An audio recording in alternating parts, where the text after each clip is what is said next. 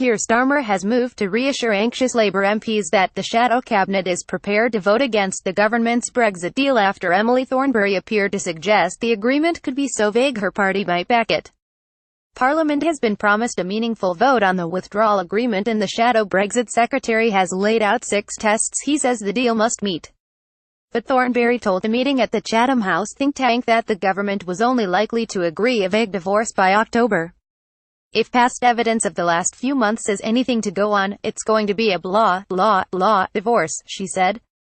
It's not going to make any decisions. It's going to continue to kick things down the road. We don't seem to have come to any difficult decisions at the moment.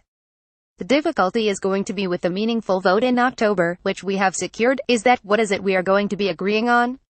Thornberry added, we have our 6 tests. If you hold up blah, blah, blah to 6 tests, you'll probably pass it. Anti-Brexit Labour backbenchers seized on Thornberry's comments as evidence key shadow cabinet figures could be paving the way for a vote in favour of May's deal. One told The Guardian that Starmer had expressed his exasperation and promised to sort it. People are furious with Emily, he said. As the backlash grew in Westminster, Starmer used an email update to all the party's MPs on Wednesday night to state, if these tests are not met, Labour will not support a withdrawal deal on those terms. The tests included delivering the exact same benefits as we currently have as members of the Single Market and Customs Union, as well as asking, does it deliver for all regions and nations of the UK? Emily Thornberry's comments provoked concern among anti-Brexit Labour MPs. Photographed Christian Sinibaldi for The Guardian. Some shadow ministers are known to be concerned about the perception among pro-Brexit Labour voters that the party could try to block Brexit.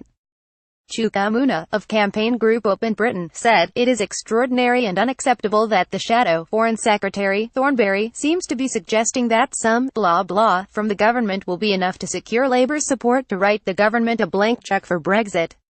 It's an old-fashioned idea, but it is the job of the opposition to hold the government to account, and that is what our members expect to see rather than blasé chat about blah blah on the most important issue facing the country.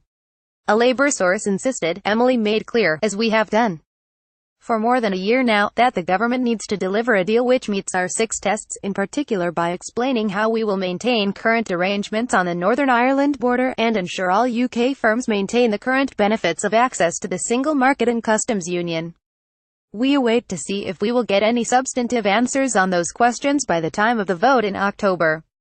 Thornberry's remarks followed a story last week on the website Business Insider that suggested Shadow Trade Secretary Barry Gardiner warned a private dinner in Brussels that voting against the deal could risk a no-deal Brexit. Let's look at the consequence of there being no deal. The UK will crash out of the EU, he reportedly said, though he has subsequently suggested the context referred to the European Parliament, which will also be given the opportunity to ratify the agreement.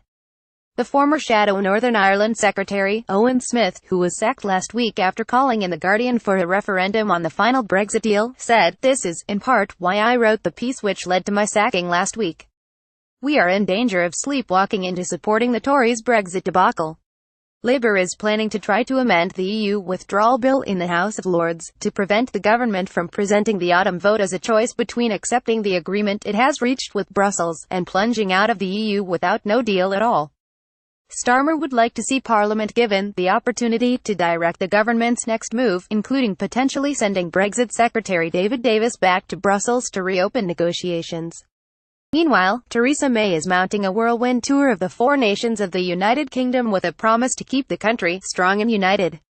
The Prime Minister's whistle-stop tour will take in a Scottish textile factory, a toddler group in Newcastle, a business roundtable in Barry and tea with a group of Polish citizens in London. 1 year until the UK leaves the EU and begins to chart a new course in the world, I am visiting all 4 nations of the Union to hear from people across our country what Brexit means to them, she said.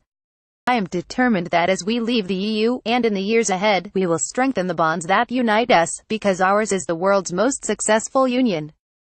The UK contains 4 proud and historic nations, but together we amount to so much more than the sum of our parts, and our union is an enormous force for good.